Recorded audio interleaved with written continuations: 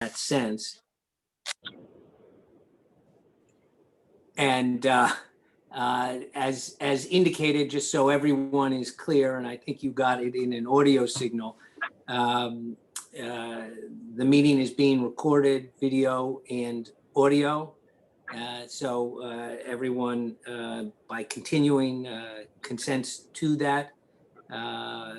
We do not have one-party consent on such things under state law. So with that technical feature resolved, we have some special guests here today, and then we'll get into the agenda items.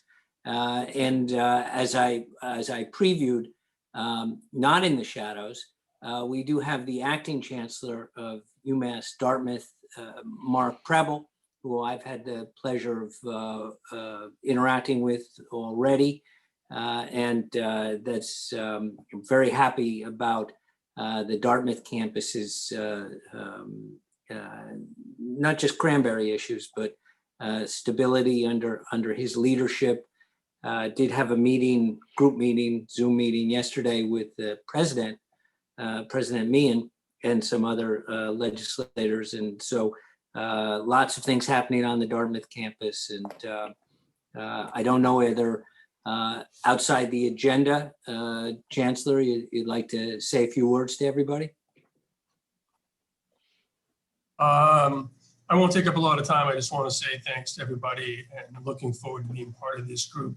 I don't know much about cranberries, so I'm looking forward to learning from this process. Okay, that's great. We do have related programs that Dr. Netto runs, excuse me, which is of scientific value, but also interest to the cranberry industry. That's likely to be discussed in some sense later in the meeting, both in the year in review part and as part of the budget discussions from myself and Senator Rodericks. So with that, let me get going on the agenda item. The way I've got my screen set up, there may be other people that I should be introducing. And so I apologize. Of course, the co-chair of the Oversight Board, Senator Rodericks, is here. As he's indicated, multitasking. He is right in the middle of wrapping up the House Senate discussions on completing the balance of the fiscal 21 budget. So his time is limited. So I want to keep on some pace today. If there's someone else I've missed, and I'm trying to get through the screen because we've got quite a lot of attendance here today, which is great. So I apologize if I've missed anyone else in terms of introductions. First order of business, as always, and I think it's been provided to the oversight members. We have the minutes that have been prepared for our last meeting on August 26th. In lieu of being able to be at the summer Triple CGA outing. And so everyone has received them. I've looked through them as well. Unless anyone has any questions, I'd be happy to entertain a motion to adopt the minutes as submitted. So moved. Is there a second?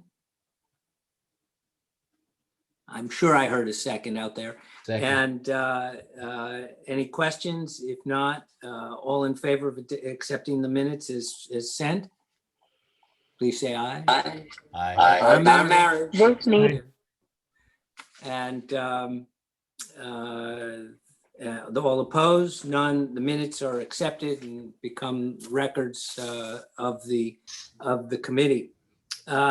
Without anything further, I'd like to go to Dr. Sandler to take over in terms of the year in review for the station. Doctor? Thank you very much, Chairman. And again, on behalf of the station, we're very excited to have the Chancellor from Dartmouth here as well and to be participating on the Oversight Board. And good to see everyone else here. Since this is a year in review, if you'll indulge me just for a couple of minutes, I just wanted to acknowledge that this, we're not alone in this, but it has been a trying year for folks at the Cranberry Station, and you'll get to hear about some of the good work from the faculty. But I did want to acknowledge our staff, especially Rick and Jesus and Crystal, who were our on-site people, especially during the onset of the shutdown. And they were really critical in helping us keeping the basics going. And so I just really wanted to express in front of everyone our appreciation for all of their efforts. And also acknowledge my admin staff, Robin and Donna, who actually had to take 3 weeks of furloughs as part of the budget crisis that's been happening, across the university. And to also thank them for, chipping in and trying to make things work. There's definitely been extra layers of administration to work through as far as hiring people and purchasing things and just keeping all the grant monies going. And just wanted to say a thank you to them.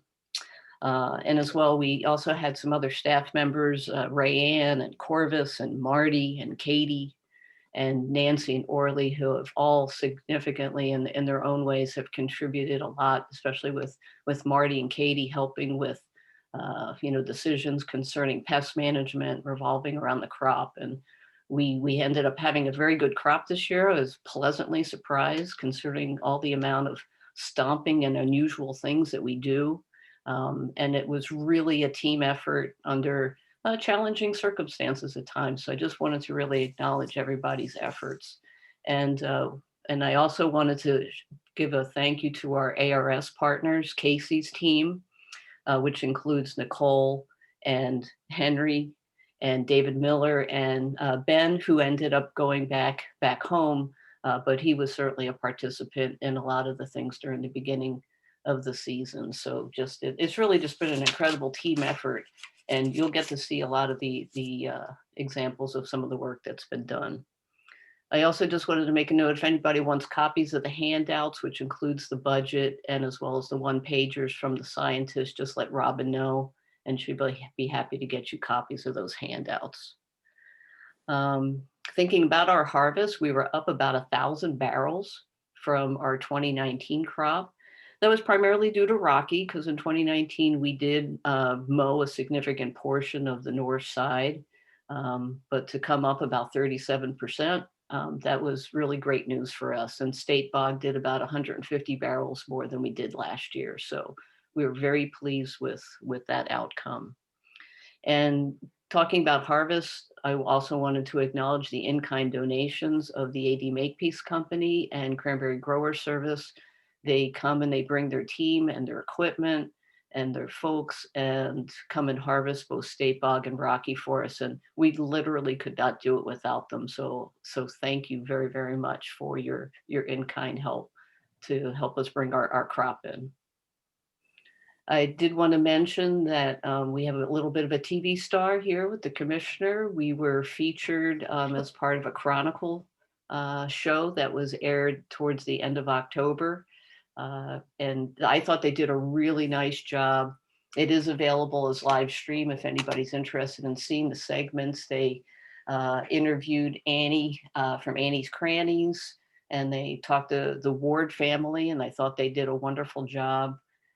They talked a little bit with the Paddocks about their solar and their dual use, and then they finished up at the Cranberry Station, and the commissioner did, I thought, a fantastic job on highlighting the influx of the monies that are coming from the state to really propel the industry in terms of its research through the 21st century. So just wanted to acknowledge Well, if I may that as interrupt well. for a moment. Please. If I may interrupt, Hillary, you were on the Chronicle as well. I was. Well representing, yes. Okay, let's just. Yes, I was there let's with the be, commissioner. Yes. Yeah. So, but Well, I thought I thought they did I thought they did a nice job, kind of, and also depicting, some of the challenges that the industry is going through as well, and some of the restoration options that growers are considering. And we have been getting, I think, an unusual amount of press, and I think that a lot of that has stemmed from the environmental bond approval from Governor Baker and through the significant efforts of Senator Rodrick and Representative Strauss. We've been getting interviews from local papers, the Boston Globe. We just recently had a climate change this article through the Washington Post. So we're definitely getting up on the radar screen. So that's really encouraging. And then I just wanted to thank my team for the strategic plan, Caitlin and Kevin, Jeff, Bill Miller, and Brian, and we'll be talking more about our strategic plan towards the end. So any questions on just some of those random selection of topics? Otherwise, and this is kind of up to the senator because I know his time is short. I mean, I know you really enjoy the presentation, so I would just recommend that we jump into those unless there's something else that you'd rather do. No, I think that's, well, leave that to the senator if he wanted. It may be a thrifty use of time. I see it's about 10:15 to get just a brief state budget update from the senator. The only thing is I want to be mindful of his time. Obviously, the House passed a version. We've had a condensed process to complete the fiscal year, working closely with the administration, with the governor and A&F on a difficult financial situation. The key thing is probably the fact that going into this crisis, we were among the top few states in the country in terms of available reserve funds. We're not using them all because no one knows how long financial issues continue, but a prudent amount of the rainy day fund will be in use to get us through this fiscal year and plan for what might be a tougher one. But let me turn it over to the senator because he's right in the midst of the discussion, Senate having completed their debate Thursday night. Oh, good morning. Thank you. Thank you, Bill. Good morning, everyone. It's great to see everyone. Yeah, this is quite unusual. Fiscal year 21 budget is almost put to bed. The Senate completed its deliberations late Thursday evening, and now we go into a conference committee. Hopefully as soon as Monday, we can begin having conference committee meetings with my partners in the House. As Chairman Strauss said, you know, back in April, at the beginning of this pandemic, when shortly after Governor Baker issued a state of emergency and he shut everything down, all non-essential personnel were told to stay home, restaurants, businesses closed. We were quite concerned about the impact that was going to have on states' revenue. We convened an economic roundtable. At that time, it was forecast that we were going to see between $5 and $6 billion reduction in state tax revenues. We decided, when I say we, it's a collective we, it's we in the Senate, the House, and the administration. Mike Heffernan, Secretary of A&F, is Governor Baker's point person on the budget. We all decided it would be best to hit pause on the budget and put it off till the fall. And we operated on a series of interim budgets between then and now. And the reason we did that is because we were hoping that we would have better information and more certainty on where the economy was going, where the virus was going, what type of business recovery, more certainty around business recovery. And I'm glad we did. We reconvened another economic roundtable at the beginning of October. And we got good news, if you want to call it good news. The good news was we were not going to realize between a $5 and $6 billion revenue shortfall, that the revenue shortfall was going to be more in the neighborhood of $3.5 billion. So if you can call $3.5 billion reduction in revenue good news, it was good news in the fact that it, it's easier to manage a $3.5 billion hole than a $5 or $6 billion hole. And we did, both first the House and then the Senate, I think both passed very fiscally responsible budgets. As Chairman Strauss said, prudently using available resources, most notably the stabilization fund, the so-called rainy day account.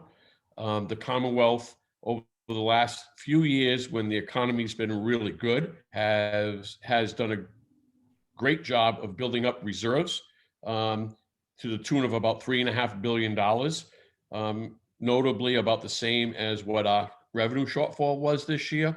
But we utilized about $1.5 billion out of that fund. So less than half of that fund, rainy day fund, is going into building this budget, along with some available federal money. I won't get into all the nuances and details, but if you would have told me back in April that we were going to get through this budget process without any real draconian, drastic budget cuts and without any real significant tax increases, not one or the other, but both, I would not have believed you.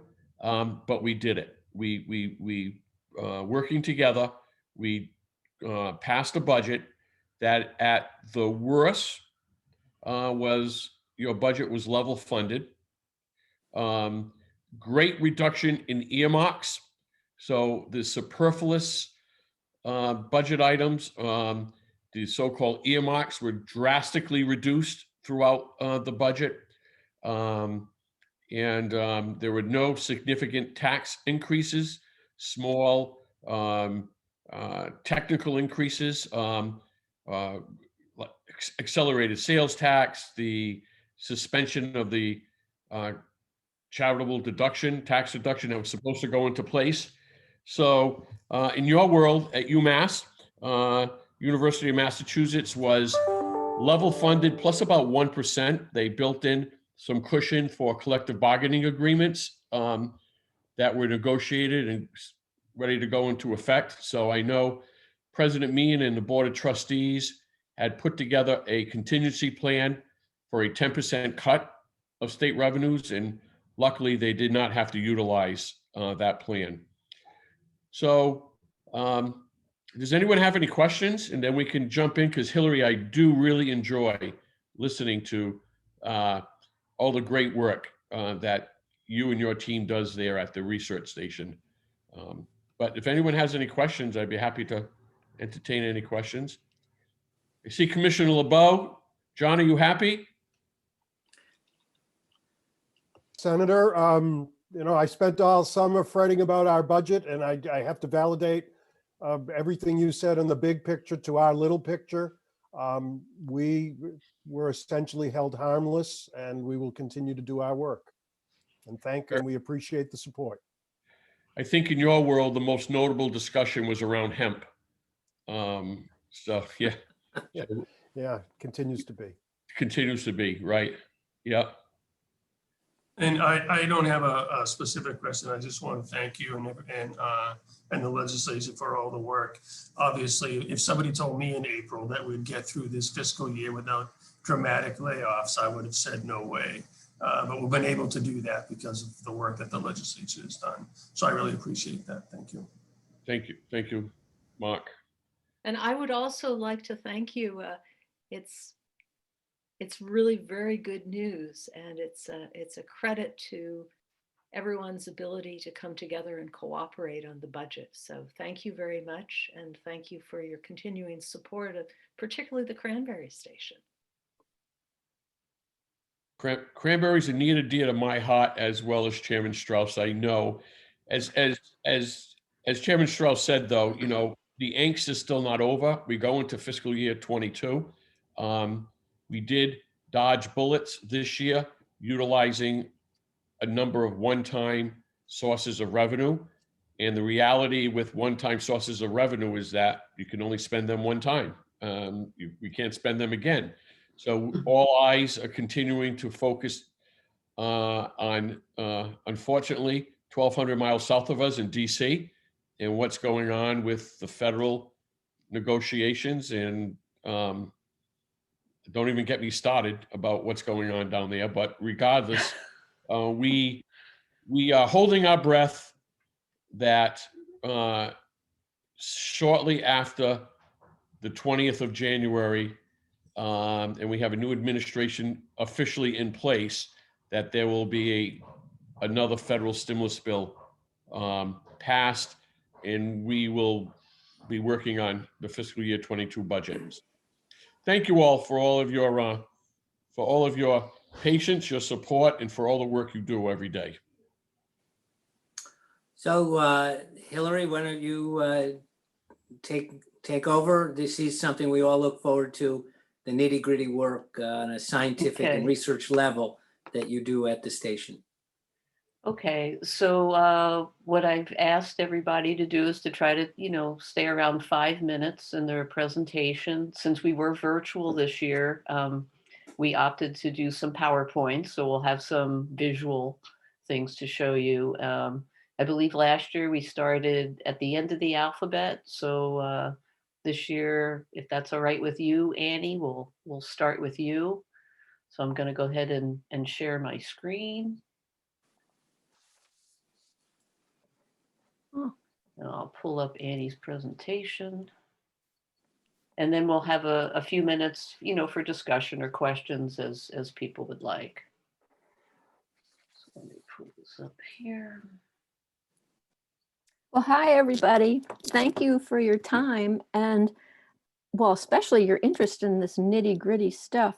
But I also want to thank Hillary Sandler from the bottom of my heart, because without her unfailing support, allowing us to get through the pandemic rules, we would never have gotten any of this done.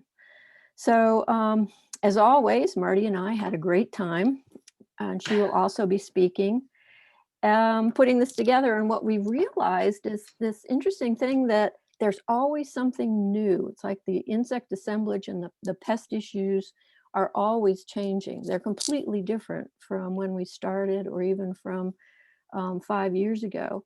And I think the reason for this is that if you think of insect species having this array of factors that regulate them, they're the abiotic factors and natural enemies. We always work on strategies that will be selective and that will study this web of interactions on a species.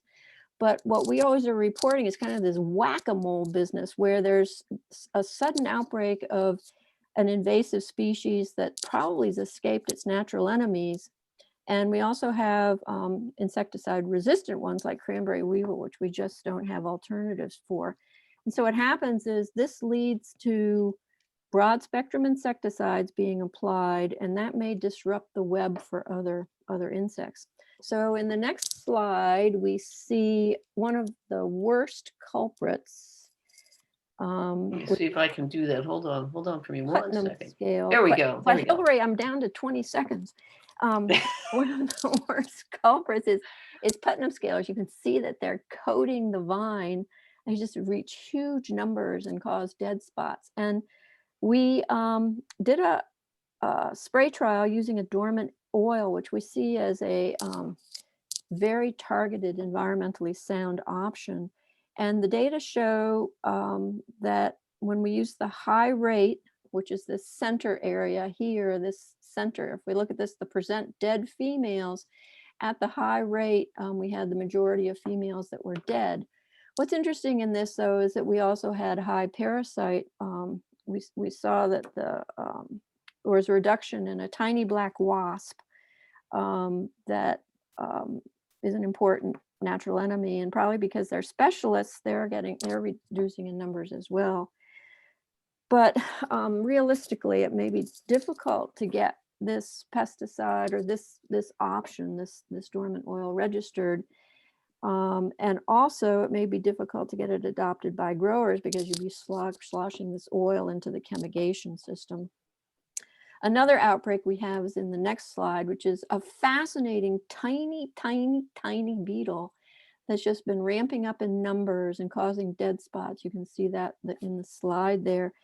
And what's interesting about it is the mother encases the eggs in feces, And then when the babies hatch out, the immatures hatch out, they encase themselves in feces also. And so it's called a case bearer.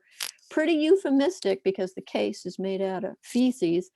And it's just exploded in numbers. There's hundreds in the sweep net. We sent it to the USDA in Washington, and we got an identification. It is found along the eastern US in small numbers, though. It's not a pest elsewhere. And because there weren't that many of them, ours are now in the Smithsonian collection as well.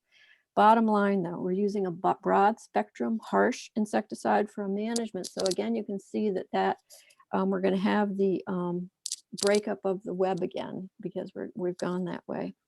I think that the last slide that I'm going to do is about my continuing health of bumblebees in the cranberry bog. I put out sentinel hives, and we look at the pollen loads and send them to chemists for analysis, and the chemists are finding high levels of pesticides, even ones that were sprayed weeks before the vines went into bloom. And so the plants are taking them up, and only 2 of my sites did well this year. So this is going to be an ongoing program for us to figure out how we can get bumblebees to thrive on the cranberry bogs as we have all these disrupted webs. Now, Marty's going to talk about cranberry weevil, which is next, where we have a dreadful broad spectrum that we're trying out. Marty, are you there? It's true. We went out and found our usual 20 or 40 weevil out on State Bog. Or if you look at the numbers in my thing, it's only 5 or 10. But I did get a field trial out. It almost killed me. This is my son Corvus after I made him do the sprays because we were at high gallonage and I could physically not carry the spray tank. And he was pretty exasperated too. Thank you, Hillary, for getting him allowance to be there because we were being COVID committed.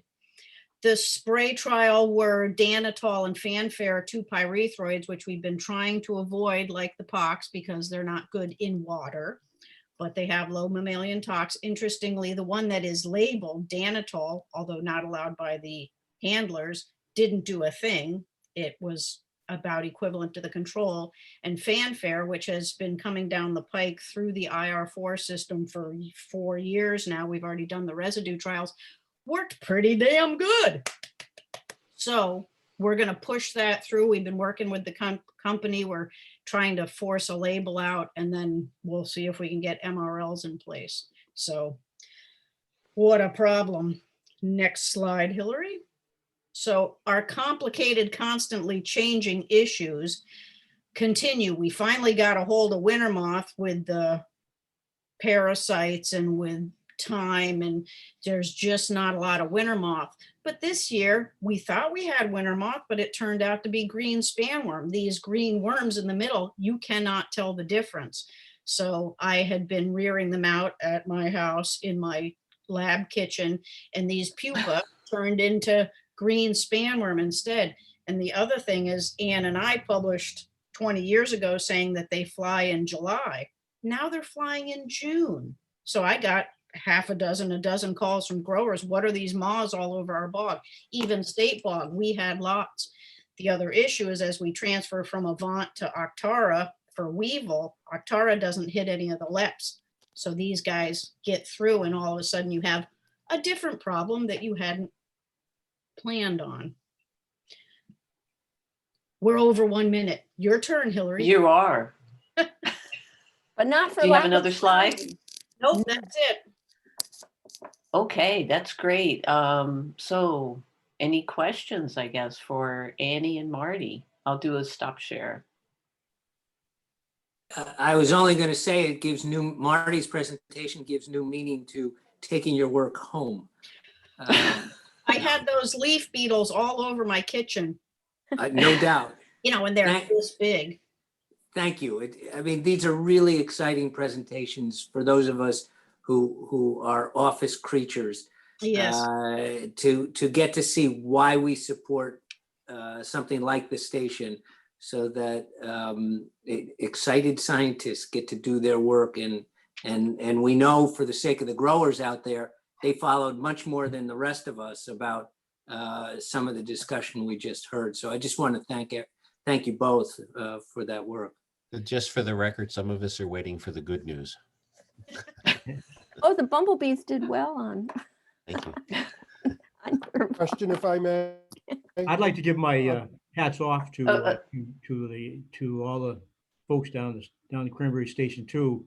Insects can they seem to come out of nowhere or like overnight, and it's not something that that the station has a lot of time to really ponder. It just we need decisions quickly because insects like frost can devastate a crop really soon. So it's great to have a relationship at the Cranberry Station and having boots on the ground fairly quickly to ID this stuff because it means a lot to us, especially with the pressures that we're under. So thanks a lot, guys and gals. A question. I think the commissioner had a question. Thank you. For the entomology team. So we have a new exotic invasive moving up the East Coast, the spotted lanternfly. You know, the states where it's in, they don't grow cranberries. So we've heard it getting into some ag crop. Any thoughts on if this is going to present a problem to cranberry? Marty and I are both thinking about this. We'll be talking about it for half an hour at our January meeting to all growers. It's been found in New Jersey cranberry. So we're getting ready for it. We've studied it, and it is in Massachusetts, up north of Boston, and we're going to be monitoring for it. So it's right on our radar screen. Another outbreak insect. It's in just vast numbers down in Pennsylvania. So it's an outbreak insect introduced from elsewhere. Well, it's troubling to hear that the New Jersey cranberry crop is seeing it. The only other thing I wanted to quickly mention, the pesticide board subcommittee is going to hold a public hearing on the findings of a scientific literature review that was done relative to neonic insecticides. That's on December 10th. I'm going to put the meeting notice in the chat. Folks might be interested in reviewing those materials, or providing written or oral comments. Okay. Thank you, Commissioner. Other questions for Andy or Marty? All right, I'll bring up Peter because he's Jeranyama. He'll be next.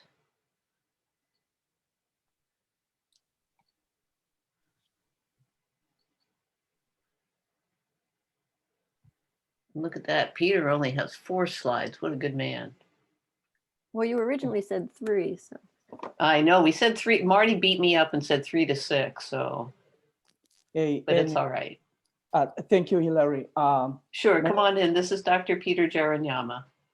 Thank you. Mr. Peter Baton, he really set me up very well. He said, if a frost can cause you to lose an entire crop. So one of the major projects that I do is on frost monitoring, and I work with the frost committee of the CCCGA. And at issue there is when do we start monitoring for frost? And we've been using 3 models to tell us when to start to monitor, and it's based on growing degree days. So growing degree days is just a matter of taking your maximum and your minimum, you divide by 2, and then you subtract the best temperature for cranberry. The best temperature can either be 44 if you're using the D model developed by Mr. Demoranville, who used to be the station director before he had daughter.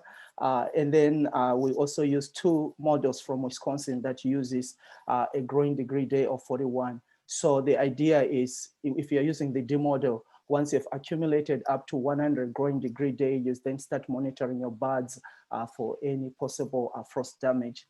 In the picture that you're seeing there, these are sliced buds that we slice under a microscope to see if there's any kind of damage that occurs. So I've got a scale of 1 to 5, 1 being a perfect bud, and 2 where we have 2 floral initials that are damaged, that browning areas, and 3 where you have most of your vegetative initials are damaged, and 4 where you have both floral and vegetative damaged, and 5 is where the bud is tossed, is completely dead. Next slide, please. So This year, our challenge really was that the D model and the simple Wisconsin model, they were not at par with the phenology of the crop. The fact we did get our 100 growing degree days at a time where the buds were not, they'd already advanced so much to the extent that we couldn't use those models, but we ended up using the complex model that was more in tune with the crop development. And the slide here shows the level of damage that we observe under a microscope of various cranberry cultivars, Crimson Queen all the way to Stevens. Anything green means there's no damage. So for the most part, the growers have been doing a good job of protecting their crops against frost damage. Anything red, it means the buds are completely dead. And blue and gold, it's 1 or 2 floral initials that are dead.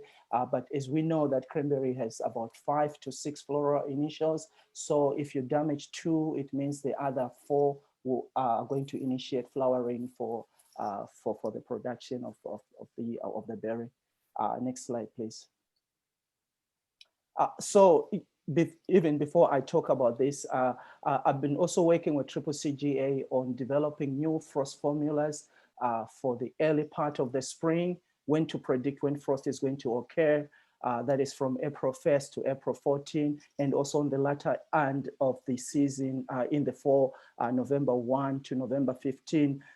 We've now come up with the formulas, but now we're at a stage where we have to verify using real data and taking the temperatures on the bog versus the variables that went into developing those formulas.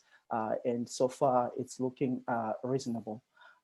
The other project that I'm involved in is plant nutrition. So I'm looking at nitrogen-rich fertilizers versus the second generation hybrids, because most of our fertilizer recommendations, they were based on either the natives or the first generation cultivar. The first generation hybrid is Stevens. So what I'm showing here is the net benefits that you accrue by moving from the recommendation, which is around 40 pounds of nitrogen per acre. So if you go beyond that, do you get any added benefits? Because it's one thing to get a higher yield, but at the same time, your returns you must be able to justify your total variable costs. Are they in tune with what you're going to get ultimately as a profit? So those are different cultivars, and I've been doing this for the past 2 years. And hopefully by next year, we should have good recommendations on that.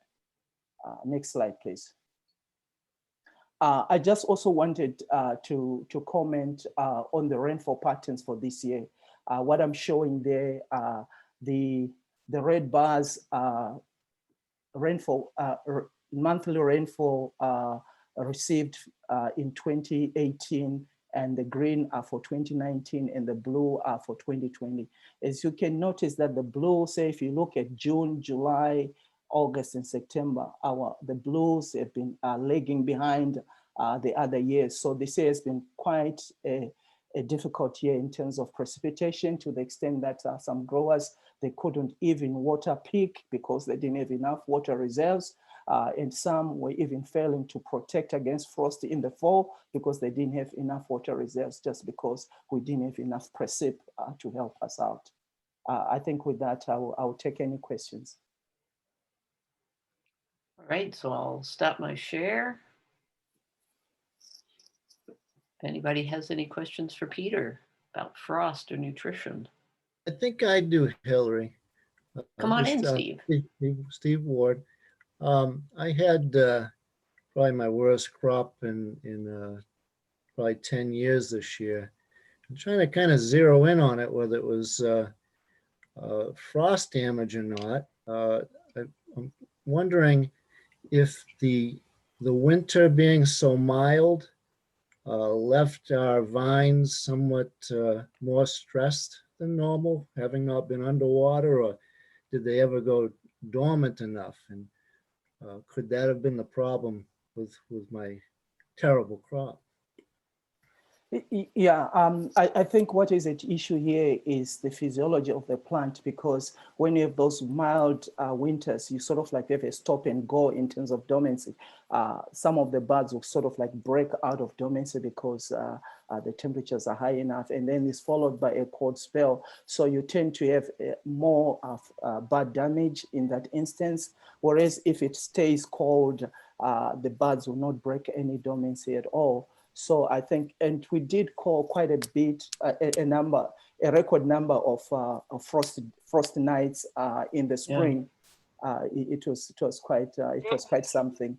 And fortunate enough, although we couldn't meet in person, we're doing it on Zoom. I'll be on State Bog, and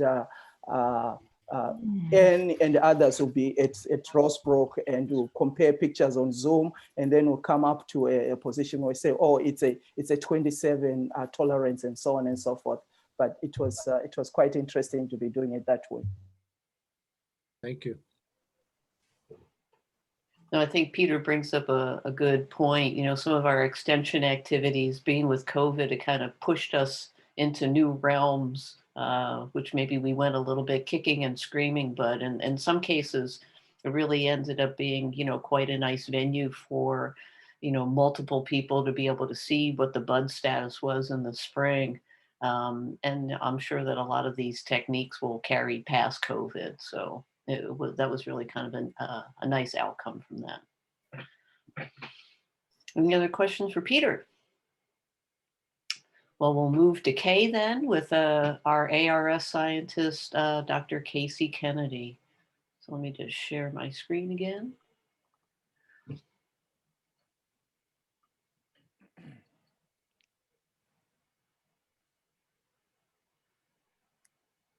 And I'll put this up. All right, well, Share. great. There we go. Thanks, Hillary. So Sure, you bet. I'm gonna talk about the potential for nitrogen removal by restoring wetlands on retired cranberry farms. And shown here is a cranberry farm that was restored in 2006. It's called Tidmarsh Farms. It's located in Plymouth. It's a beautiful site. I recommend anyone who hasn't to visit it. But it's one of 4 restoration projects completed in Massachusetts. And we've been working at Tidmarsh since 2014, and I'll show some of results from this site later. Next slide. So just want to talk briefly about a recent grant to the state. The Division of Ecological Restoration recently received a $10 million grant to restore 900 acres of retired cranberry farm. And a considerable portion of those funds will go to growers through the NRCS's Wetland Reserve Easement Program. So for growers who are eager to exit the industry, this program provides an opportunity to not only receive a payout, but also be part of a large-scale land conservation effort, which I think is a positive thing.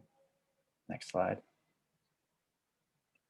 And so these restoration projects have received a decent amount of press. I have some clippings from the Globe, New York Times, and WBUR.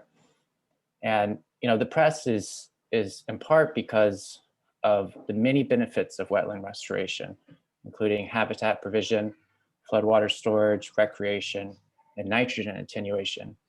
But the benefit that is often touted the loudest is nitrogen attenuation, which has become the focus of much of the ongoing research at these sites. Next slide. And nitrogen is the focus for a good reason. As many of you probably know, nitrogen is a source of unsightly and sometimes toxic algae in many estuaries, especially those on the Cape. And although septic wastewater is the primary source of nitrogen, sewering the Cape carries a very hefty price tag, between $5 and $8 billion to sewer the Cape. So it's quite a lot of money. So naturally, there is interest in other forms of nitrogen removal that may offset the cost of sewering. So what we've been doing in our lab is looking at some of the basic research questions about how exactly is nitrogen removed by wetland restoration. Next slide. Yeah, and we haven't been alone in this effort. In 2017, a paper was published that proposed restoration would remove nitrogen stored in cranberry soils by enhancing a process called denitrification, which is the microbial reduction of nitrate into gas. And the details of denitrification aren't necessarily important, except that 1, it requires low levels of oxygen, which usually means wet soil moisture conditions, available carbon, and the presence of nitrate. And what this paper reported rather conclusively was that restoration made soils wetter and higher in carbon. So that's 2 out of 3. Go to the next slide. But we also need nitrate. For denitrification to occur, you need nitrate. And what we found in our research is that the amount of nitrate exported from cranberry farms is relatively low compared with other types of agriculture. And we think this is related to the acid soil conditions that inhibit the production of nitrate, but it's an area of ongoing research. By contrast, if you look at the amount of nitrate delivered from groundwater to farms, the number is 10 to 60 times higher based on some estimates from Tidmarsh Farms, the site I showed earlier, and the Coonamessett Bogs in Falmouth. Go to the next slide. And the reason for this is pretty straightforward, and this is just an image of the Coonamessett Bogs in Falmouth. Cranberry bogs are often located at low spots on the landscape and are discharge points for large areas that are developed with residential homes. For example, the area here in red is the contributing area for the Coonamessett bogs. So all the water and nitrogen within this region moves through the soil into groundwater and discharges into the bogs, and that includes a lot of nitrogen from septic. So this is my last point, and I'll pass it on, or I'll open up for questions or pass it to one of my colleagues, is that when we think about nitrogen removal from wetland restoration, if we just focus on the nitrate in cranberry bog soils, we'll have very little impact on water quality of estuaries, with a few exceptions, maybe the Weewantic and Wareham River. But if we consider the nitrate that enters these bogs from other sources, namely septic and groundwater, then there is incredible potential to really improve the quality of some of the estuaries in the region. So I'll leave it there. Okay, that's great. Thank you, Casey. So I'll stop my share and be happy to take any questions for Casey concerning his research.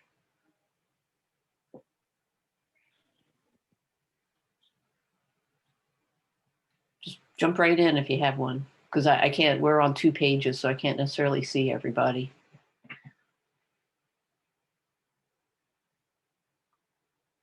All right. So the next we have is Giberson Mupambi. So hold on for me a second here, Giberson.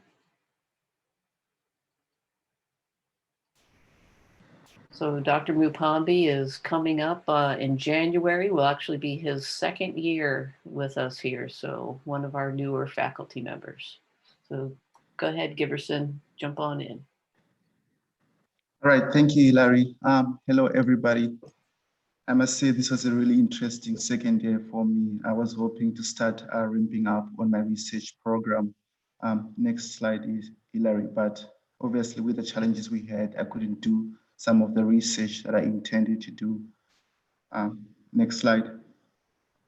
The next one so after in terms this? Of, no, this one is fine.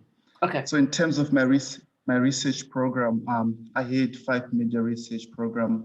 First thing, I was still continuing my research on the use of plant growth regulators, and I was diversifying that research into looking at different aspects. So I was looking at improving fruit quality, improving fruit set, controlling the vigor, and then also improving canopy establishment after bog renovation. Then I was also continuing a project that we had on canopy management, where we're looking at mowing and pruning to improve fruit quality. So last year we had really encouraging results, but this year we're trying to look at the recovery of the canopy. And then I also had work where we're looking at biostimulants to improve fruit quality. This is part of our sponsored research that we had. We also had a project last year on solar research that we hoped to continue this year, but the construction of the projects was postponed because of COVID. But hopefully next year we'll be able to do that. And then we have a new project that I'm really excited about, where we're looking at the evaluation of new cultivars. So this is part of our new H project. And we also have funding from Northeast to look on that. So we are looking at especially new varieties that might have improved disease resistance, fruit quality, and yield. As you're aware, we are losing some of our pesticides that we have. So if any of these new varieties could be helpful to us. So we have varieties from Valley Corporation, Rutgers, and University of Wisconsin. And then some of these, especially the ones from Rutgers, have been bred for fruit rot resistance. So hopefully we'll be able to, in the future, to have some new varieties that offer improved fruit resistance to our growers. Next slide.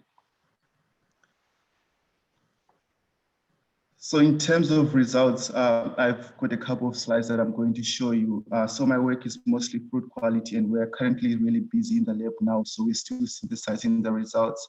But in terms of the fruit color, this was the second year that I was doing this work. So last year I was looking at plant growth regulators, but I only had a protein, which is abscisic acid.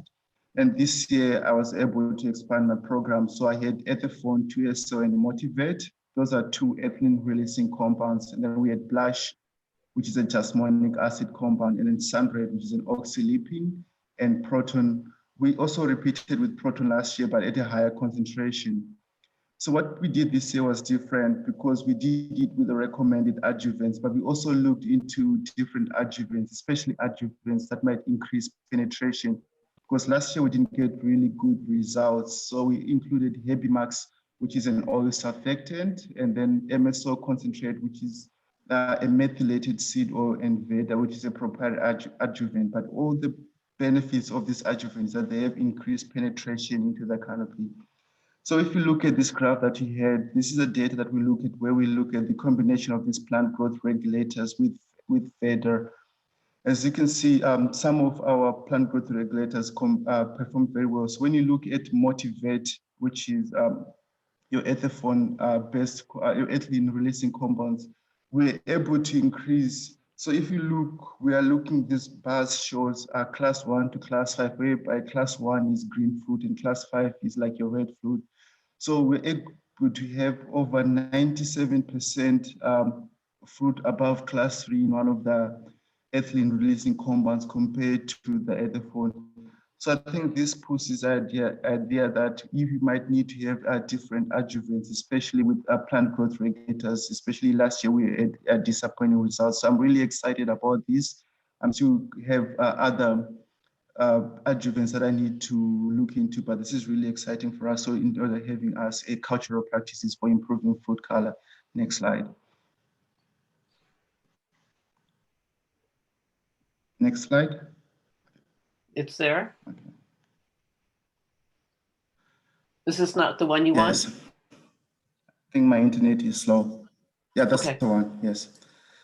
So one of the things that we also looked at was a fruit set. I think this project idea came from Jeff Capel. So Jeff, this is a project for you. Last year during the meeting that we had, the summit meeting, as if we could look into fruit set. So I went and thought of how we can improve fruit set in cranberry.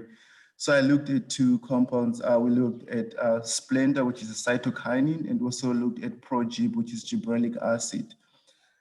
So the good news is we were able to increase fruit set. So if you looked at the graph to your left, when you look at the number of berries per square foot, they were significantly higher, especially with ProGib. So the gibberellic acid treatments, they were able to increase the fruit set. But the bad news, however, is that the vines were not able to support the additional fruit set. So if you look at the fruit size, which is a graph to your right, you're having smaller fruit. So overall, even if you have more fruit set, you still have smaller size fruit, which means that your yield is not changing. I think the pictures, if you look at the pictures below, it shows some of the vines that were treated with gibberellic acid. I mean, you can see there is a lot of small size fruit, and this is almost close to harvest, a week or two before harvest. So I think next year when I do this research, I think the idea is to look into what can you combine with fruit set. So if you want to increase fruit set, maybe improve your nutrition so that you are able to support these additional berries that you have. But this is really exciting for us because if all this additional fruit that you're able to set, if they become full-size berries, then we might find a way of improving yield. Hilary, thank you. I think I'll end here, Hilary. That sounds great. So I'll go ahead and stop share. Any questions for Giberson about his PGR work and some of the fruit quality work? I thank him for that work. I think that bears a lot of potential benefit for growers, and I believe that the direction he's going is exactly the right direction, which is to look at the implications of changing nutrition and watering regimes with the higher set to see if we can pull those through. So thank you for that work.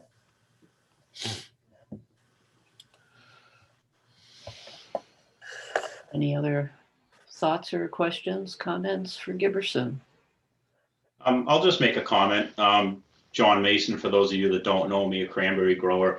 I'm awfully excited about this work, especially with the plant growth regulators. And just to give the group a little background, the reason behind it is in the past, the handlers mixed our fruit, white, red, it all got blended together and used in juice and sauces. But as the handlers start to innovate and come up with new ideas and new ways of marketing cranberries, the individual properties of each berry is becoming more important. So when you get a dense cranberry canopy with a heavy crop, a lot of times, especially with the climate change and our warmer climates, we're not getting the ripening down in the lower part of the canopy. So if we're able to use plant growth regulators to help unify the ripeness of the fruit throughout the canopy, it would be a real game changer for the industry. So thank you.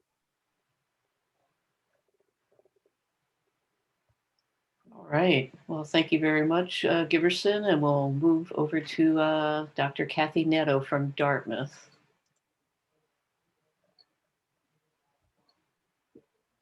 So just give me a second here, Kathy.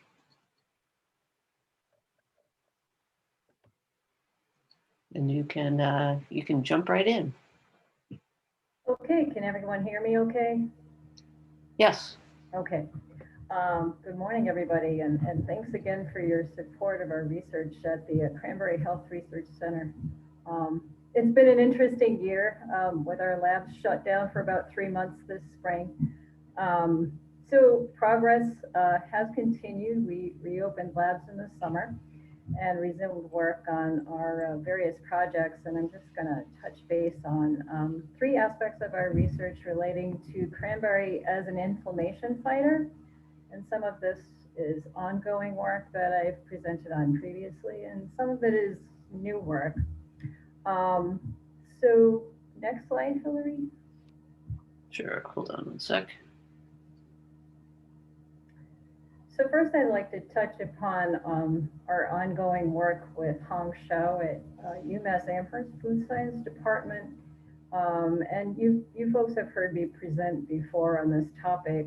We've been looking at cranberry's ability to reduce the tumor burdens that occur, tumor development as a result of gut inflammation, such as you find in colitis. And so working with a mouse model, we're able to demonstrate how cranberry might reduce that tumor burden, as well as the inflammation of the colon tissues that comes with colitis. Previously, we found that whole cranberry was very effective in this regard. In our latest study that we published, we wanted to look at 2 different groups of compounds in cranberry. So we prepared a polyphenol-rich extract, which has a lot of proanthocyanidins, anthocyanins, other polyphenols. And we also looked at a non-polyphenol extract, which contains some other compounds called triterpenes that we've been studying for a number of years. And what was interesting about this study is that we can see that both groups of compounds are independently effective at reducing both the formation of colon tumors by between 40 to 48%, and drastically in reducing the inflammation in the colon tissues. What's significant about this, and if you go to the next slide, Hillary, I want to get into the chemistry just a little bit. What's significant about this is that there are 2 very different groups of compounds. The polyphenols are present throughout the fruit, and they're pretty water soluble. But the cranberry peel contains most of these compounds, and the triterpenes, those green ones in particular, they're not very water soluble. They're only found in the peel. And so depending upon how cranberry products are produced and the types of raw materials used, and the types of processing used, the content of these compounds in those preparations does vary quite a bit. And so we've been looking at cranberry fruit. We've looked at cranberry fruit cultivars from different growing regions, and you see that there's an effect starting with the fruit. There's a lot of variation in the production of these compounds depending upon where you get the fruit from. And then when they go into processing to make products, there's also going to be other changes that occur. If we can incorporate more of the peel constituents in the products, we're likely to get a broader range of the compounds that have anti-inflammatory properties. Some of the commercial products out there, you've probably heard me mention before, are very low in these compounds. If we go to the next slide, I just want to show you. Hold on, let me get. So if we go to the next slide, here we're also looking at anti-inflammatory properties of cranberry extracts. Here we're looking at some work that we started with University of Rhode Island using a cellular model, which allows us to do a little bit more extensive evaluation of different preparations. And what we find is that there is some variation in different cranberry extracts depending upon the fruit that you're starting with. So for example, some of the fruit that's very high in anthocyanin, our S1 over here, was very effective at reducing inflammation in this model. Most of the fruits were effective, but some more so than others.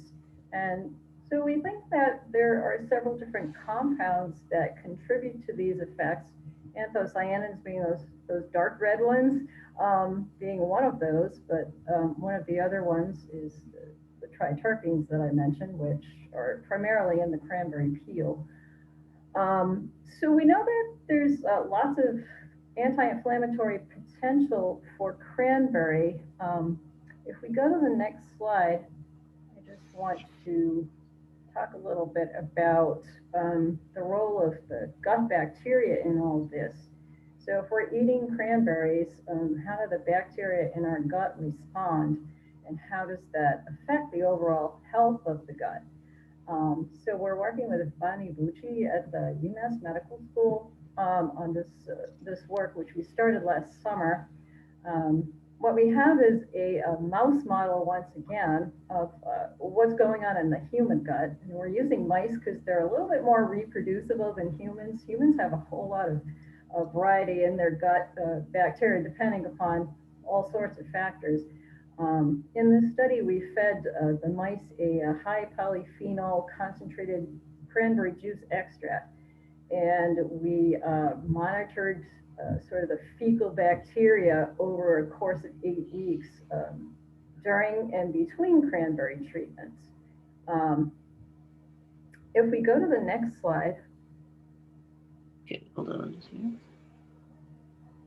I can tell you that some of our early results suggest that the gut bacterial community does respond favorably to cranberry juice treatment.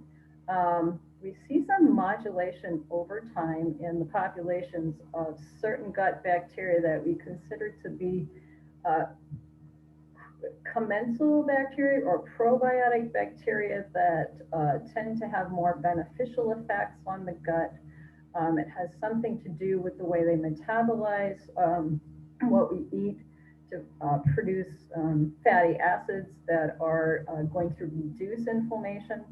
So some of those groups of bacteria that increase in response to cranberry include Akkermansia, Peptoclostridia, Lactobacilli. These are what we consider to be the good bacteria and are likely to reduce inflammation.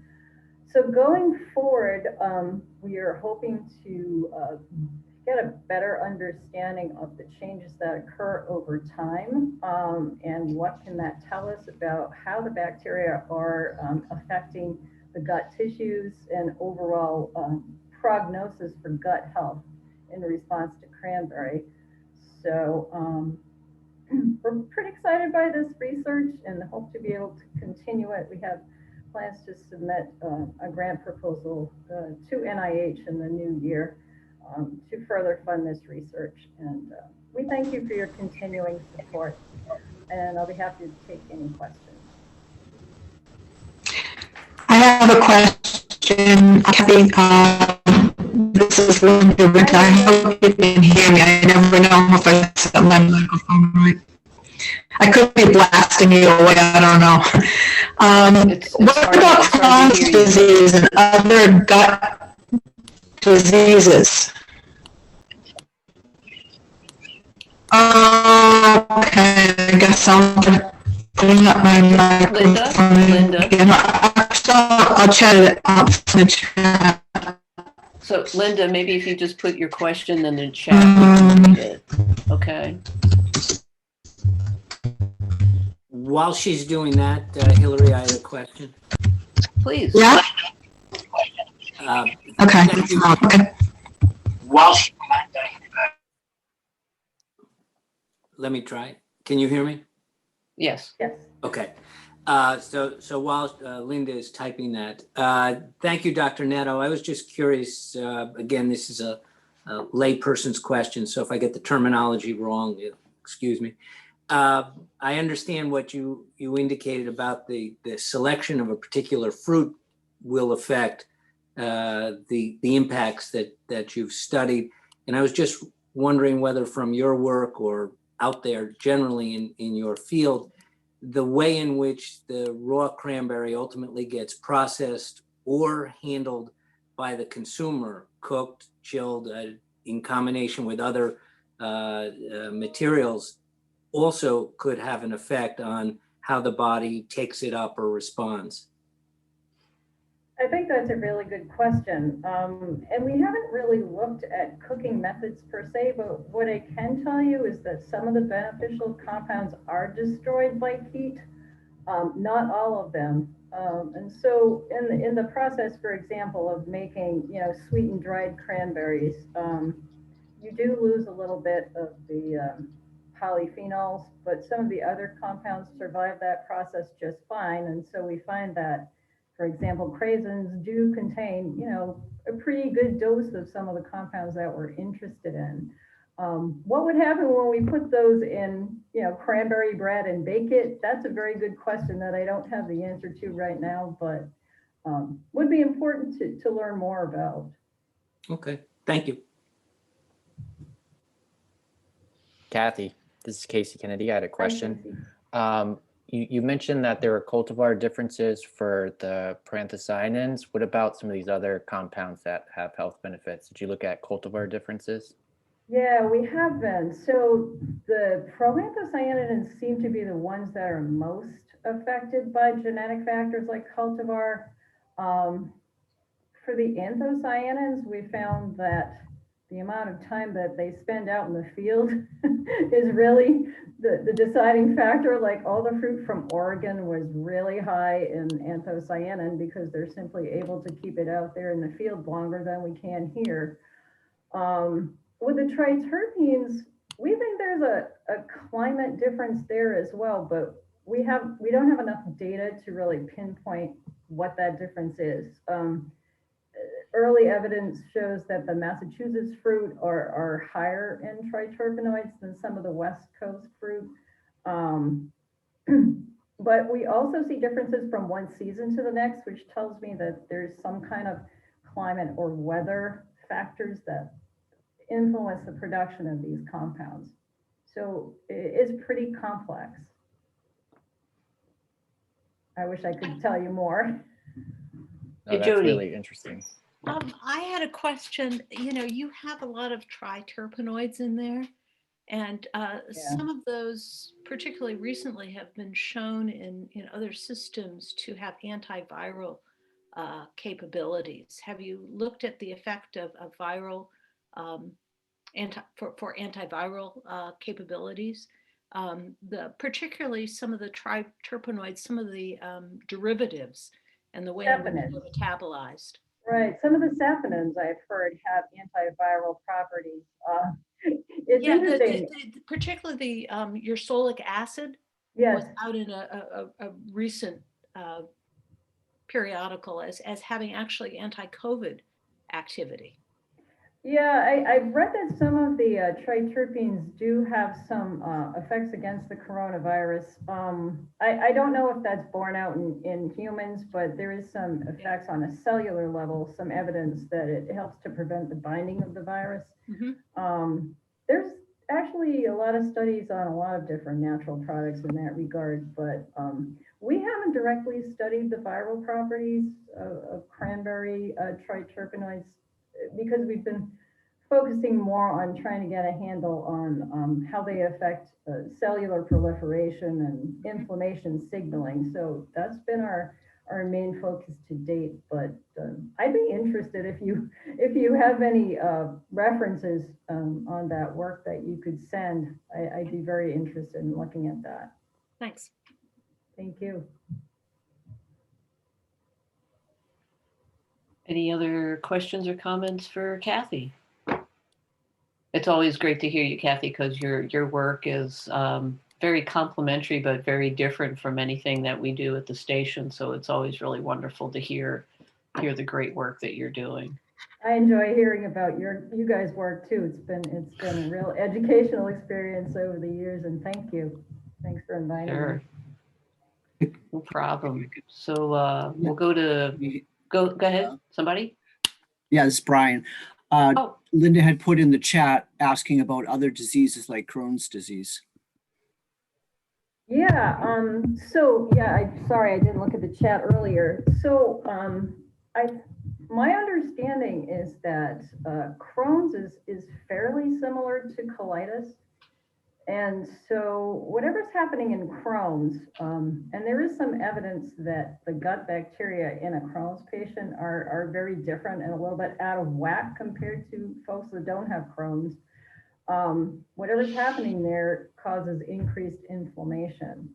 The question is whether cranberry could reverse that, right? And we think, at least as far as the colitis model is concerned, there is some evidence that cranberry can help reverse that inflammation, and as a result, we hope reduce any risk of cancer.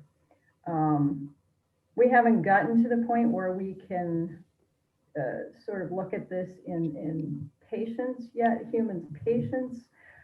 I do have hopes that in the future we may get to that point, especially if we continue working with the folks at the medical school. But I do think that there's some potential there. If cranberries can reduce inflammation, then I think that there's a potential benefit for Crohn's. I hope that answers the question as best I could. Hi, Hillary. Linda. Yes, Peter. Linda wanted to know if you're going to put the slides online. So I can ask each of the presenters. I don't see that would be a problem, but we're also going to have the video of the presentations will also be available. So I'll contact all the speakers, but I don't think anybody would have an issue with making the slides available, certainly at least to the committee, if not online. So, and also just on a little other logistical note, just to keep tabs for our attendees, there is someone that's on a phone. That's, let's see, it ends in 9130. If you could say who you are. If you're still there. Yeah, this is. Whoop, didn't catch it. You muted yourself again. Yeah, this is Cody Jones with Hotel Irrigation. Oh, great. Okay, thanks, Cody. Glad to have you. Yep. All right, so we'll go to me next.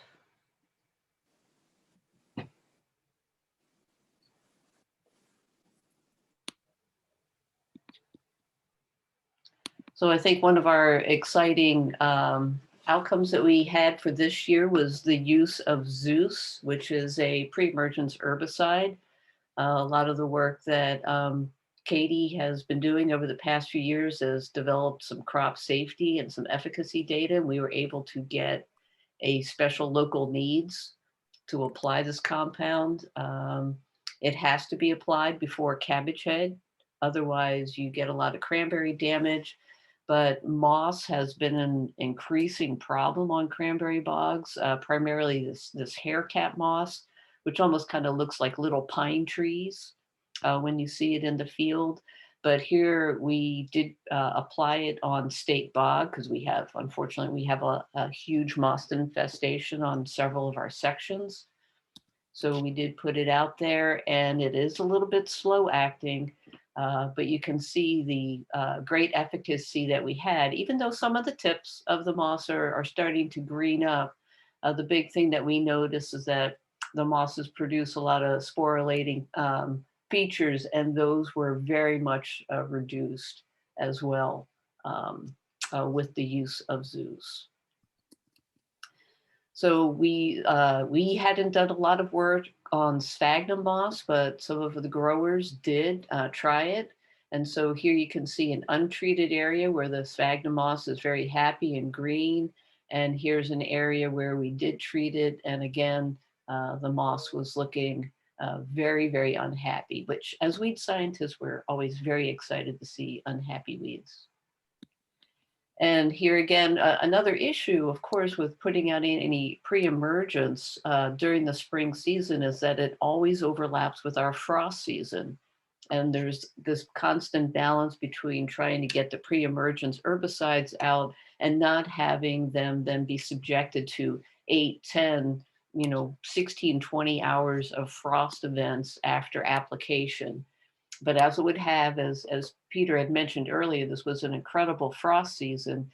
And so the Zeus was applied on April 16th. We then had 8 hours of water that night, 6 hours the next night, and then rain.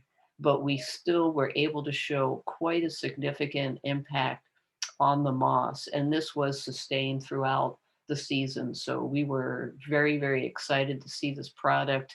It has a distinct mode of action compared to the rest of herbicides that we have in our toolbox. So from a resistance management point of view, we're very excited to be able to have this compound. Some of the other work that we've been doing is part of our Hatch project, which is some federal funding that's administered through Jody's office. This is actually with all the faculty, we each have our own part in this. And Katie and I have been looking at the herbicide tolerance of our new large fruited varieties, which you heard Giverson speak about. So we were looking at Crimson Queen, DeMaranville, Mullica Queen, and Stevens. And I don't really have time to go through all the different treatments, but we basically put out all of our herbicides in different rates and fashions. And we did see some yellow vine syndrome showing up, which is this is an unnatural yellowing of the leaves. And it usually has like a little Christmas tree. You can see that the central portion of the leaf remains a little bit green, but everything else is yellow. And this has been associated with casseron use, but work that was done by Bruce Lampinen, which was a few physiologists ago, he was actually able to demonstrate that it really has to do with water imbalances. And then when you apply an herbicide such as casseron, which inhibits root formation, this really exacerbates the stress on the plant and really disrupts the water uptake ability. And then we end up getting this yellow vine syndrome. So with these particular plants here, we had applied 60 pounds of casseron 3 years in a row. And as you can see, 2 out of the 3 years, we did see symptoms. We saw it across all the varieties, again, exacerbated by drought, which could certainly come to be a concern with us. These situations happening more and more with climate change. It does tend to show up late in the season. There's not much you can do about it.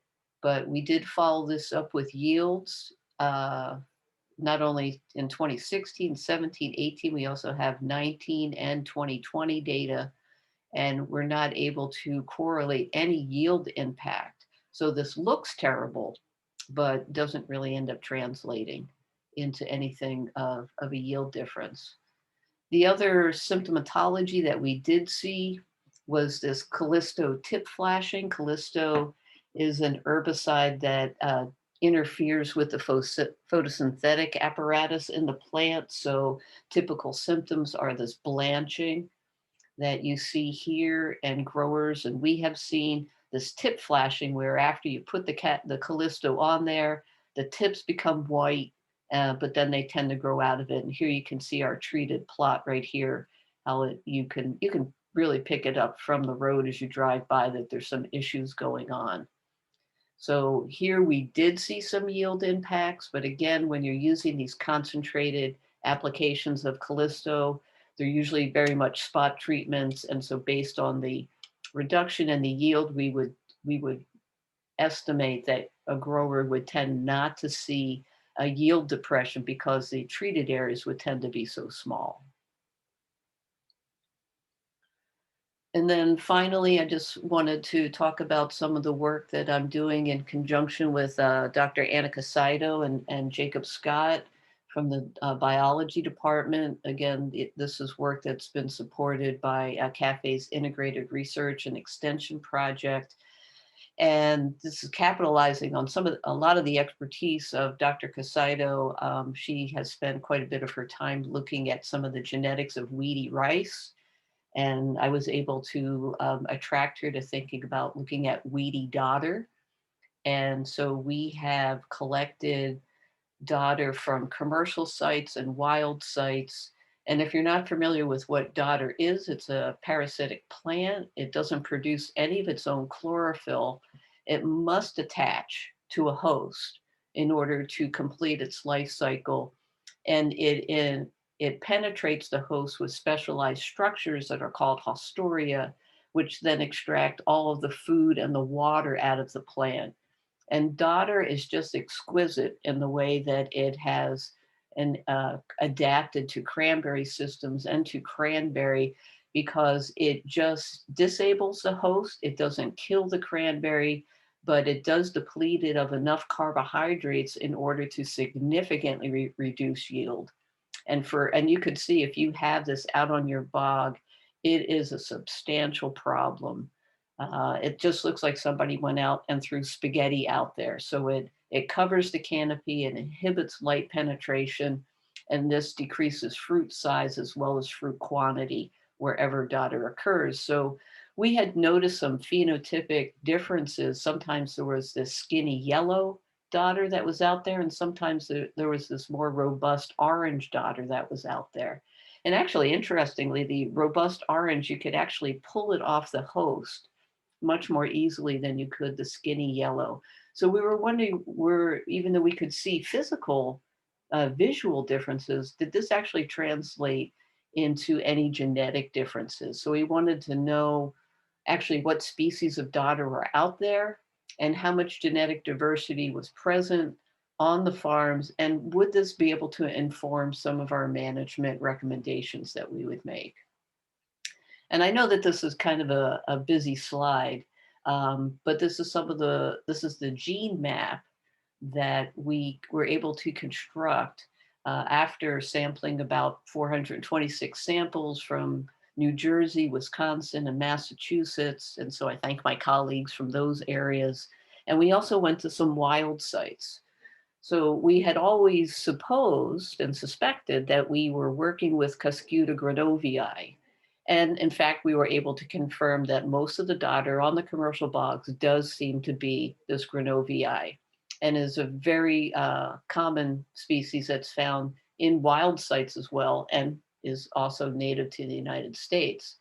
The interesting thing is that we actually picked up a species that we hadn't heard of before. This was from New Jersey. Corylli was actually in 2 different samples. And so that was very interesting. And then we also picked up quite a bit of Cuscuta campestris, which is a very common parasite on many different crops, including alfalfa and tomato and citrus. But this one seems to be predominantly on our commercial sites and not on our wild sites. So some of the work that we're going to continue doing here is to see if we can figure out if there are any differences between the weedy dodder and the dodder that we find in the wild sites, and that hopefully this information will eventually translate into some management recommendations concerning dodder infestations on Massachusetts bogs. So that was all I had for my research. I did just want to mention, we have had quite a lot of extension efforts that have gone on. We were able to get a Section 18 for the use of curb, which is very important for our growers who do have dodder on their bogs. And we'll also be petitioning to get another Section 18 for the use in 2021.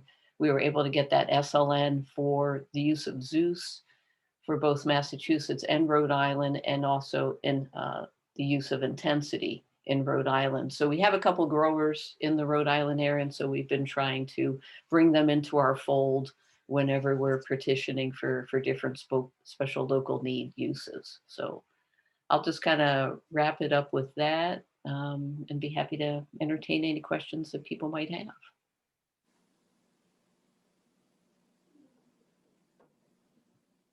Hillary, Yes, Steve. has the dodder pressure reduced over the past few years, or are we just doing a better job managing it?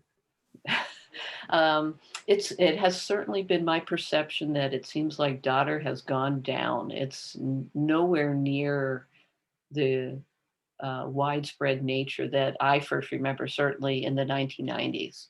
Now, whether that's some of the rumor has been that that's related to our reduced use of chlorothalonil, because the thought is that the chlorothalonil as a fungicide has been controlling the natural enemies or the natural pathogens of dodder. And that's why a lot of times we may not see it in natural areas as much, but we haven't been able to prove that scientifically. But it's certainly been my perception that there's not as much around. Oh, he's got a little background noise going on. So can one of my alternate hosts help me with that, please? So, any? I have a question about moss. So Linda, I think your connection is terrible, but so if you could just write your question in the chat, I'd be happy to do that. She did. It's did you get moss on Okay. renovated bogs with a clean rooting medium? I haven't seen that, but I don't know if one of the growers on the call who have renovated bog have made any observations on how quickly moss moves in. I've primarily have seen it on established farms.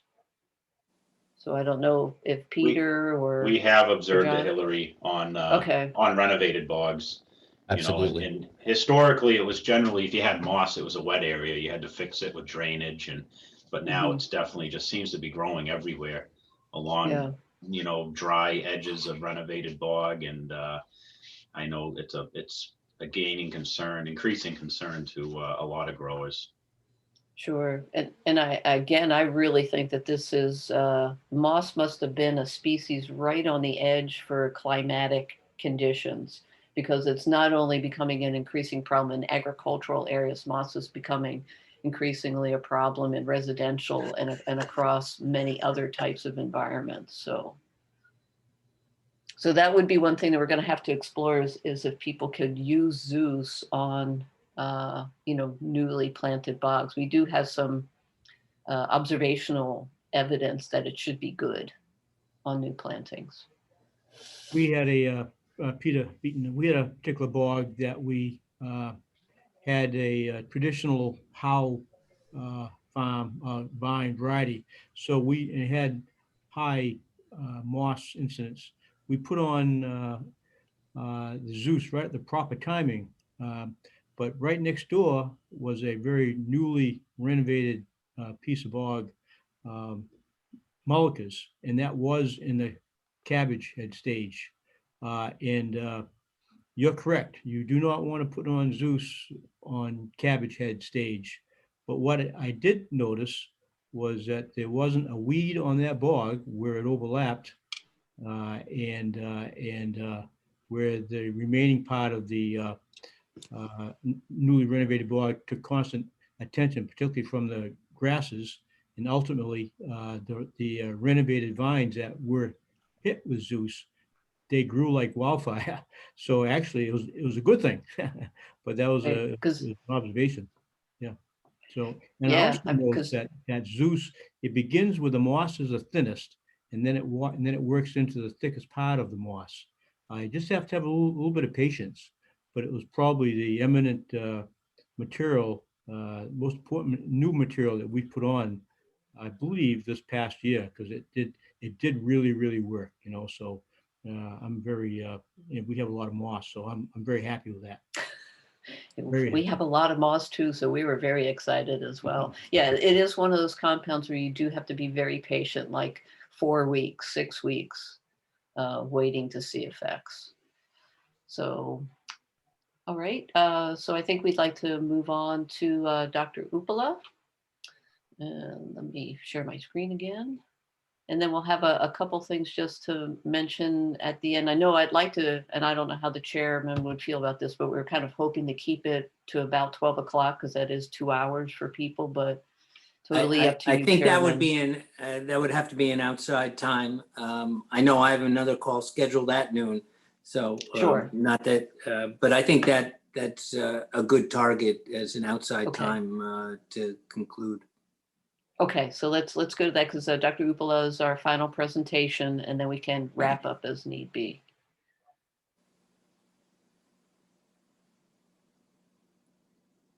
So Dr. Leela Upala is also our second young faculty member that's here with us, and she just passed her second anniversary with us, having started in late October. So take it away, Leela. Okay, thank you, Hillary. Good morning, everybody. I'm going to talk about cranberry pathology program. There are 4 diseases that have been prevalent and causing significant economic impact in cranberry in Massachusetts cranberry cultivation. Among these 4, fruit rot is the greatest challenge, and it is peculiar in so many ways. For example, upright dieback or Phytophthora root rot or fairy ring, these 3 diseases warrants attention and management only after symptoms appear in the field and or laboratory diagnosis is confirmed. On the other hand, fruit rot, next slide, please. Sure, hold on to me 1 second. Here we go. Fruit rot, a disease complex associated with over a dozen fungi. The fungi attack flowers and remain latent in the fruit, in the flowers, and multiply in the developing fruit, and symptoms manifest as field rot right around harvest time, so which is too late to mitigate at that point, or during storage as storage rot. It has been a persistent challenge for over a century in cranberry cultivation in Massachusetts. And in current industry, where more than 90% cranberries are processed, fruit quality standards are stringent, and if a particular load or a delivery has more than 20% rot, they are outright rejected by the cranberry handlers. And we don't have a predictive framework that allows growers to understand what season the fruit rot might be more and what factors contribute to high fruit rot incidence. So to avoid the loss, the growers are spraying up to 5 fungicides per season, mounting significant amounts to cost of cultivation. Next slide, please.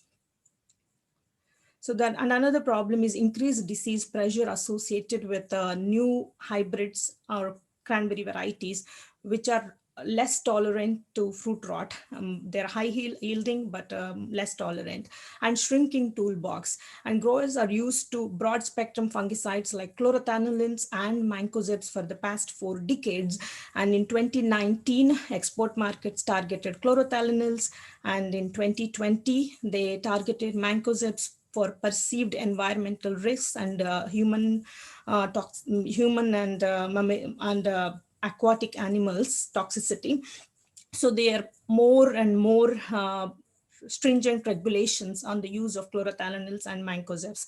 So the industry is shifting towards single site mode of action fungicides like group 3 and group 11, which are effective, but they pose higher risk of selection for fungicide resistance. Next one, please. So the immediate short-term research goals are to diversify our toolbox before we see resistance concerns. So I initiated research projects to evaluate novel fungicides with different target site or different modes of action, and also eco-friendly management strategies like canopy management, cultural practices, and biological formulations, with a goal to develop true integrative disease management program. Next one, please. So the preliminary, here are some of the preliminary results. They are promising. We identified some products which are able to reduce fruit rot significantly, and also are under safety standards. And this is not an exclusive list. I have more compounds we are evaluating, and data is being processed. Next one, please. And I also initiated some long-term research efforts with a goal to come up with a better fruit rot prediction model that will allow growers to make informed decisions on fruit rot management strategies. For example, if a particular season or a location or factors associated with a field are putting their field at high risk, then they could spray more, or they can do proactive management strategies. In other years, they could spray less. So I'm hoping to develop a data-based scientific fruit rot prediction model that will allow them to reduce inputs and cost of cultivation and produce high quality fruit. Next one, please. With that, I would like to thank my collaborators and funding agencies for providing funding for this research. I also want to thank faculty and staff at the Cranberry Station for their continued support for the past 2 years, and my technician, Ms. Crystal DeMaranville, and research associate Rayanne Jaherling for their sincere efforts towards our essential research. And I also want to thank Massachusetts cranberry growers, especially John Mason, Rob Rubini, and Matt Beaton for allowing us to do research in their bogs. Thank you so much, and I'll be happy to answer any of your questions. Okay, I'll go ahead and stop the share. Bring us back. Any questions for Leela? Comments? Oh, it's Steve again. Come on in, Steve. Hi, Steve. Leila, good to see you. Good to see you. What was your opinion on the overall fruit quality for this year? Oh, I have some growers contact me with their deliveries, all of them lost, and some growers had better year. So I think it's really difficult to make a general statement, but there are so many factors contributed to that, difference in different bogs. So their previous year's yield, previous year's fruit rot, and all those contributed to the fruit quality differences. Yeah. So what you're saying is I completely struck out this year. Yeah, so I did have a couple of growers contact me with that issues, like where they had high fruit rot and their loads got rejected because there were more than 20% fruit rot. But there are some growers who contact me saying that they had better crop this year. So I think several factors contributed to that difference. Kind of a mixed batch. Thank you. But I would be really happy to, discuss this further and see what we can point out to the factors that might have caused that bad crop year this year for you. Oh, I can't wait to visit with you. Yeah, thank you. I'm sorry. I'm really sorry to know that, Steve. I think not being able to summarize things in a general statement pretty much sums up this season. Everyone you talk to seemed to have different results: good quality, bad quality, good crop, bad crop. It was a challenging year for a lot. So you're not alone, Steve. I know that. But really good inspiration for next year. Yeah. I guess. Always hopeful. just like the baseball fans, right? Gonna be next year. Yeah. And especially when I hear that kind of stories from growers where they had high fruit rot, irrespective of using 4 fungicides, it makes me worry because we don't want to see any fungicide resistance yet because we don't have any tools to, alternate them with. So that's my biggest worry, to see what if we see fungicide resistance before we have more tools available. So that's why it's really important to consider different factors before we conclude that there is fungicide resistance, I just want to make sure that the handlers aren't just being harder on us, making us feel like we're doing a worse job. It was a challenging year for sure. So if we could, I hate to be the taskmaster to bring us back onto the agenda. I want to be mindful of everyone's schedule. We have about 20 minutes left. So I want to thank everyone. If I could just ask you, Dr. Sandler, when you've assembled the videos of the presentation and posted on the station's website, if you could just have us all notified so we can share that link around.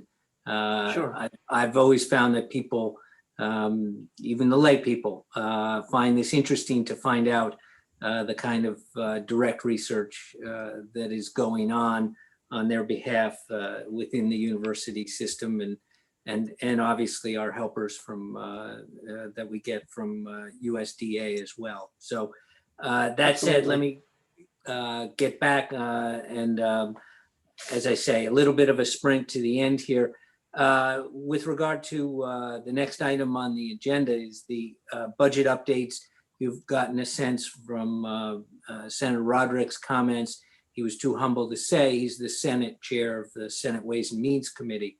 So he's on the front line, as is our corresponding people in the House. And that should be concluded perhaps as soon as next week and on the governor's desk. On the federal level, I'll just go quickly past that. Who knows? And we'll see. Expressing my own hopes that things change in January, and we can look to them. Within the university, I don't know if there's someone on the call. Jody can give us a minute and a half on university budget issues. I can give you less than a minute and a half, and I'll also address a subset of the federal. The capacity funds, which include the Hatch funding and also the Smith-Lever funding, both of which help to fund research and outreach at the station, appear to be relatively stable for the coming year, which started October 1st. So in these times, flat funding is a good thing. On the university level, there is a lack of clarity. The university has made plans to invite back approximately 60% of the students, but it will be probably another 2 months before we see what impact the level of students who decide to return will have on the tuition revenue and the room and board revenue. They're expecting to be able to offer more in-person classes over the winter, but public health concerns are rapidly evolving, and there are a lot of contingency plans being made. Okay, great. Anyone else on with the university take, or we'll leave it at that as things move along? In terms of the budget, I think we have the commissioner here as always, and he's indicated, I don't know whether there's any specific budget issues within your shop, or just you're good to go for the rest of the fiscal year. Thumbs up. Correct. Okay. Brian, I don't know if there's any further update industry-wide that we haven't covered today. If there is, the floor is yours. I guess just overall, we don't know what the crop final numbers are going to be, but it looks like it's trending about 10 to 12% down from the August estimate, driven primarily because of the drought. And domestic cranberry sales continue to be strong. We haven't seen the latest quarter figures yet, but since the start of COVID, that's been one of the silver linings where people are consuming more cranberry products. So that's been helpful. On the export side, our international sales are still lagging though because of the tariff situation and also impacts to COVID. So that's the bad news, but that's a very quick overview of where we are. Okay. Of course, the news that we were able to provide at the August meeting brings us to the next item, which is the new building update. And as the senator expressed, thanks all around within the university and at A&F through the governor in terms of the new building. I don't know whether at the direct level, Hillary, you had anything further on progress for the new building and lab work you might want to share with us. Sure, absolutely. So the MOU and the ISA from the president's office has been signed with the funds to be expended by June 30th of 2022. Rick and I are engaged on a weekly basis now with facilities at UMass, with the architects and the designers to what the task at hand is right now is that originally the projects were one. Then when we were unsure about the building monies came through, we separated the new building from the infrastructure. And now we're bringing those projects back together again with the design. So the designers are working very hard to make sure that all the details are correct. Their anticipated time to have that finished is just after the holidays. Our hoped for start time is early April. And I feel very secure and happy with the folks that we have with UMass and facilities. They seem to be great guardians with lots of good experience to help us shepherd this project through. There's already been a couple site visits working with the engineers. Right now we have to go before the Concom in Wareham for a couple of permits and also with DEP. So we're hoping all of these things will happen concurrently so that when the bid goes out and we identify a GC, all the permits will be finished and we'll be able to, if we're really lucky, get started in March, but we're hoping that we will actually be able to get started in April. So that's our tentative time frame right now. Of course, in all this planning, I know there's a tremendous dislocation for the staff. Maybe the fact, and I know we've discussed this before, that people are working remotely helps you in that process. How do you see that playing out in terms of impact on the staff during early site work and then construction?